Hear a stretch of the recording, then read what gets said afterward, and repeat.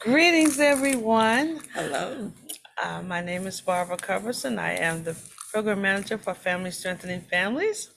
And I'm Joey Ford, the Family and Community Outreach Specialist for Family Strengthening Families. And yay, it is time for our Parent Talk at Discovery Center podcast. We have a what we believe will be a fruitful topic for you today. Because it's the beginning of the school year, and we just want to talk about how to get the school year off to a good start. Yes. Yes, a good start. Yeah. So Joy, I was just thinking every year, every new year, it brings with it a certain amount of change, and change is usually uncomfortable. Right. It doesn't mean that it's bad or anything like that. It just means that it can be uncomfortable at times. So it can bring good with it. And sometimes the change is necessary. And in the case with our children, they're going to their next level. And so as parents, we have to help them get to that next level and navigate that next level in a successful way. I agree. Yeah. I So agree. so Joy, let's just talk about some things that parents probably we would like to recommend that you do to get your year off to a good start. All right. Well, one of the first things we would like to recommend is establishing routines. Routines within the home. Yes. For its morning routines and evening routines that will include homework, homework routines, evening for its evening time with the family, and then bedtime routines. We do know that children thrive with structure, and routines are given structure. So setting routines or establishing routines can help bring organization for the house and for everyone that's involved with getting things done. So yeah. That's very important, Joy, because I was just thinking it helps a child begin to know what to expect next. Even if it doesn't want to do it, it does know that this is going to happen next. This is what's happening. And then eventually it becomes, and if you do it enough times, it becomes a habit. Habits. Yeah. And we all want good habits. Good habits. Good habits. And we want to meet our goals and things that we have set for the family. For the family. Yeah. So. And I was just thinking, you want to make sure that with your children, you are, if they know what to expect and you have clear rules, being consistent, it brings structure, just brings with it positive things, and I was just thinking, my son, I think I've shared with mostly when I'm doing classes that he's ADHD. So attention deficit hyperactivity disorder. And so children with that diagnosis really need structure. They really need consistency and routine. Not just them, this is something that would be good for all children. Right. But if you know that your child has a special need like that, it's even more important for them, because for them to be successful, they're going to have it.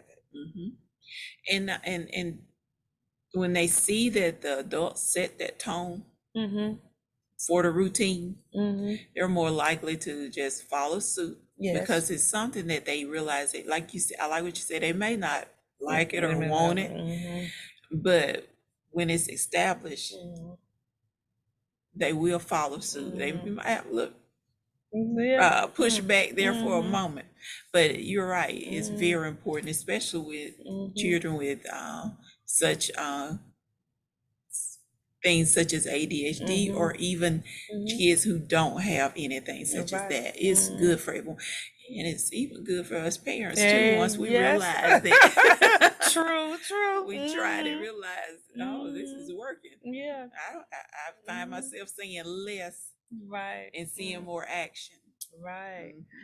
I was just thinking about, even with little kids, they don't want to go to bed, but it's good for them. And all of us, you need to get a certain amount of sleep. And so if you get that routine established, you're gonna get less pushback on that Mhm. on down the road as they get older and older. You know, Right. as they get older and older, you may let them stay up a little bit longer, a little bit longer, a little bit longer, but they already expect that. And then Mhm. that's another way of saying, I'm recognizing that you are getting older. Mhm. You know, and the kids love that too.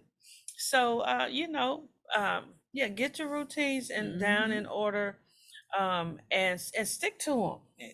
That's the main thing. Stick to them. That's the You know, main Joy, thing. it's nothing like today we're gonna do this and tomorrow we're not. That's not consistency. Mm-mm. It's not. And I know, we both know, parents, Mm-hmm. after you leave that job and go home, you're gonna be tired. Mm-hmm. And some days you're gonna just not even gonna want to stick to the routine Right. yourself. You're just gonna Mm-hmm. want to be able to just have your moment and make it a Mm-hmm. long moment. Mm-hmm. But we have to push through because the kids are going to watch us. If they see us doing that, then they're going to follow suit with that as well. So we want to stay on track. Mm-hmm. So we have to push through somehow with those routines and That's getting it done. exactly, Mhm. exactly. You know, um, and then, you know, at the beginning of the school year, you want to take time to make sure you get to know your child's teacher. Yes, Yeah, you know, very a important. lot of things. I think you said also like where they're sitting in the classroom, Hmm. where's that, you know, where that's because that makes a It difference. makes a difference. You Mm-hmm. know, it makes a difference. If you start out knowing, or even, and then even having to, even going to the open houses and Mm-hmm. participating in those with your child, and getting the chance to talk with the teacher one-on-one, even for a moment, just for a moment. Mm-hmm. But it's important. You can ask those questions. Mm-hmm. Do they get to choose their seating, or Mm-hmm. their where they're sitting there? Because you may know something Mm-hmm. about your child. I'm sure you will, that your teacher will need to know, that Mm-hmm. for its distractions, Mm-hmm. and they need something sitting in between Mm-hmm. them and the teacher while Mm-hmm. curriculum is being given. Mm-hmm. So it's good Mm-hmm. to Right. know things such as that. Jot down questions. Mm-hmm. Make sure the teacher have your email and you Mm-hmm. have the teacher's email address. Right. Things such Mm-hmm. as that, because communication goes both ways. Mm-hmm. Miss Barbara, it was a time where there were parent teacher meetings because of something bad or Right. not Mm-hmm. so good had to happen. But now, parent teachers meetings can be just the parent and teacher trying to make sure or see where the child is at. It's not always equated with something bad has happened. Mm-hmm. You're just keeping track with your child, and that's being involved. Mm-hmm. The teachers know that you're an involved parent. Correct. Mm-hmm. Exactly. You know, and then, you know, I was thinking too, Joey, about how, you know, who the child is sitting next to. You know, that makes a difference, you know. It does.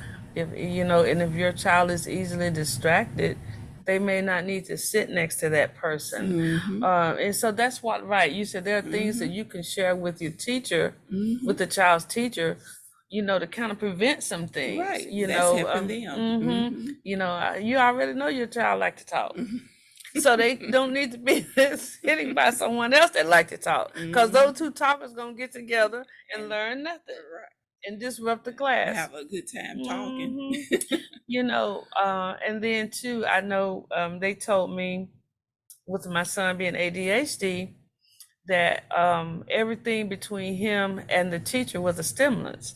So that meant he needed to be close, you know, and teachers, they don't really, the doctor said they're not going to want to do that. But because they want to put the person that's being disruptive in the back. But that feeds the problem. It's like you got a fire and you're adding gasoline to it, because everything between the child and the teacher is a stimulus. So if somebody drop a pencil, if somebody, you know, is talking to somebody else, or they pick up, you know, they sneak and doing something, they see all of They're that. seeing it all. And because they easily scanning, you know, any little thing just catches their attention. So it's better for the teacher, the classroom, and all of that, for there not to be anything between them and the child. And that's why Right. you have to advocate for your children. And that was something Yes. that I had to do. And I think that's what we say, Joy, that you as a parent are your child's best advocate. you know. Definitely. Yeah, you're the best advocate. You have to know your child, and you're the person who is to have that responsibility to speak up for your child. And yeah. And then, Joy, we want to talk about having daily conversations with your children, open-ended conversations, actively listening to what this is. So when your child comes home from school, it's not asking, did you have a good day? They might grunt at you. They might even say yes or no. One word. Good. You want to ask open-ended questions, Yes. so that you can have a dialogue, conversation. And so that's how you get information. That's how you get it. That's how you teach them to have conversations with you as well, and others. Because they maybe can't even think of the words to say. Right. And so open-ended questions and things such as that lead to more conversations, and it leads to the child being able to describe how they feel to you, or tell you more about how their day was, or how they're feeling about this, and you get to gain more knowledge about your child as they're growing from stage to stage as well. Because I know teenage years come in, it's a little hard if you haven't established it to get they're not that information. They're not trying to talk to you now. You didn't want to talk then. You're not getting in the conversation now. Yeah. And so and they know more than you by then. Oh, yes. But I was just thinking, like one of the things, like, instead of saying, did you, instead of saying, did you have a good day? They. You just gave them a word to say yes or no. So you want to start off by saying, something like, what did you learn in math? Or what did you learn in English? What new spelling words did you learn? If you're a little kid that's learning words and stuff. Right. You want to get started. And once the conversation is started, it will evolve. Right. The child may say they learn, and they may have learned something about math that you didn't know. Or maybe they were reading a story in English or literature or something. Right. That you didn't have an option. So what was that story about? And have them describe that, and what did they think about that? When they read that story, what would they think? You can have all kinds of conversations. Then you will be able to start determining if some of the things that I put in them, the values that I wanted to establish, are they getting through? Because if they're reading a story about something, and this is like, not a part of your value system, you need to know You that. need to know. You need to know as a parent. And you need to know what they're feeling about that. Exactly. How are they processing it? What are they thinking? Right. And doing conversations in that manner, and giving them the opportunity, guiding them with the questions, or giving them questions that they can answer and give information to. And then when they find out, they may be telling you something that you didn't know, makes them feel a little proud. Like, I'm giving them some knowledge too. They're not just, it shows that I've moved up to another stage in life, and my parents are respecting that. I can say something to them, tell them about something I know that maybe they didn't know about in regards to their education. So they feel a little prideful there, and that's okay, because that's in the right way. We want them to feel it in the right way. Right. And then you want to make sure that you are aware of resources. What is it that my child needs that maybe he doesn't have, or she doesn't have, that she really needs, that will be helpful, not only just in her educational journey, but in her life journey, or his life journey. Because the goal of parenting is to nurture a child along the way, so that you are producing a successful adult. Because they're not going to stay kids. Yeah, they're not going to stay 3. One day they're going to be 30. And what have you produced? And so if there are some things that child needs, um, resources in the community, you need to know, where can I find these? Mhm. If I don't know, where do I even Right. begin? Where do I begin? Yes. Mm-hmm. And it's okay Mm-hmm. to not know, Mm-hmm. but it's good to not know and search and find it. Mm-hmm. So, and our children are watching us even when we're doing that. So, Mm-hmm. resources are very important because they're out there. Mm-hmm. It's just Yeah. making the connection to find those And resources. Joey, it's almost like these days, if you can Google, you can find it. If you got a phone, you can do some research. You sure can. And so, so it's really no excuse. It used to be where you had to, like, know some, but you don't have to, you can just go and look it up now. Mhm. And then you have other people in the community. Some schools have social workers and counselors that are there to help you with some resources. We're fortunate in this school district that we have this resource center here. Mhm. And so we have lots of different sources or resources that we have that's available for parents to use to help Right. with the upbringing of their children. Mhm. And Great so, resources. yeah, and so, I know not every school district does, but some do. And so that's what you want to take advantage of the resources that's available. And sometimes children may need some additional assessments or testing. And so you want to make sure, where do I go to get that done? Right. Maybe my child is having some problems with vision. Where do I go? These are things as a parent that we want to make sure that we're giving our children all the tools that they need to be successful, Right. because they're not able to get those tools for themselves right now. Okay, so that's what right. we have to remember. And they're dependent on us as parents to Yeah. do that. And it's our responsibility. We are our children's number one teacher. We are their number one advocate. And we are the ones who set the routines and find the resources. So it's just time for us parents, if we haven't already, just take your place and know that you have a resource here at the Discovery Center. That's correct, Joy. We have lots of things. Just give us a call.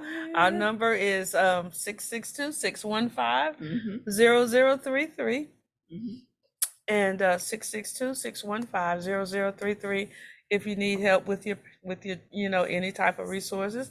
And if it's something that we don't have here, we will certainly try to help you find it somewhere, because it's available. Yes. It's available. I was just thinking, when we take a step back and look even at ourselves, Joy, one day, and I'm not gonna say I am experienced, but one day we are getting older, so we're not gonna stay in this little age group that we're in right now. One day we're gonna be, on up there and retiring, and 70 and 80 and all this kind of stuff, if we live. And so I need my son to be able to read my medicine bottles. All right. We want to be able, if we were going to be bringing them up, one day they may have to help us. But if they didn't get a good foundation, Right. they're not going to know what to do. And if they didn't get a good foundation and a good set of values, they may not want to look out for you. If I'm in a nursing home, come check on me. At least come check on me. Come check on visit me. Yes. Visit me. Let's keep an eye on what's going on with me. Right. But if you haven't done that, then we only can get out of our children later what we have put in early. All right. So true. Yeah. So Joy, true. What, did you have anything else you want to share today, Joy? I don't have anything else today. I think we've said a good bit. Okay. Well, I'm given some knowledge. I'm here so today. glad. It just, anytime you're starting something new, this new opportunity, this new school year, is like full of hope when you first start off. Mhm. Then stuff starts happening along the way. Mhm. And we just want to say, you know, when stuff starts happening along with that, you don't give up and quit, because That's you right. just continue to map your plan. I heard you say something earlier about goals. So Mhm. set some goals for your family this year. Mhm. Set some goals so you can see yourself reaching those goals along the way. You know, some short-term goals. Maybe you just might need to set some goals for just getting through this first week of school. Mhm. Yeah, Yes. and then That's true. the Short term. first month, Mhm. you know, Mhm. making sure your kids are getting on the right bus at the right time, you know, Right. stuff like that. You know, just maybe some little short term things, Mhm. and then you can set some longer term goals. Mhm. But set some goals so that your family will be headed in a direction. Mhm. And I tell you what, it's something like when you set a goal and you accomplish it, Mm. The just feeling. the feeling and the joy. Mhm. Right. And when you do it as a family, that's even more. Even right. That's even Right. more. Mhm. As a family, we Mhm. reached this goal. I agree. Mm-hmm. I agree. Now, Miss Barbara, you said all that. Mm-hmm. I will tell the parents, stay encouraged and Mm-hmm. encourage your children. And when you catch Mm-hmm. them doing something good that you like, Mm-hmm. let them know. Yeah. Let them know. Mm-hmm. So just stay encouraged. We like hearing it when we do good. So you know they do too. I mean, it's just like this is a part of human nature. Mm-hmm. You know, so we call them good police detectives or something. Catch them doing good on purpose. Mm-hmm. Look for some good. When they're following those routines, Mm-hmm. tell them how much how proud you are, and how good of a job they did. Mm-hmm. They're going to hear that more quicker than they will. You didn't follow this or you didn't do that. So they'll remember it and keep doing it. They will. Mm-hmm. Well, we have enjoyed sharing with you on today on our podcast. We look forward to doing some additional ones in the future. And until next time, have a good one. Bye-bye. Bye-bye.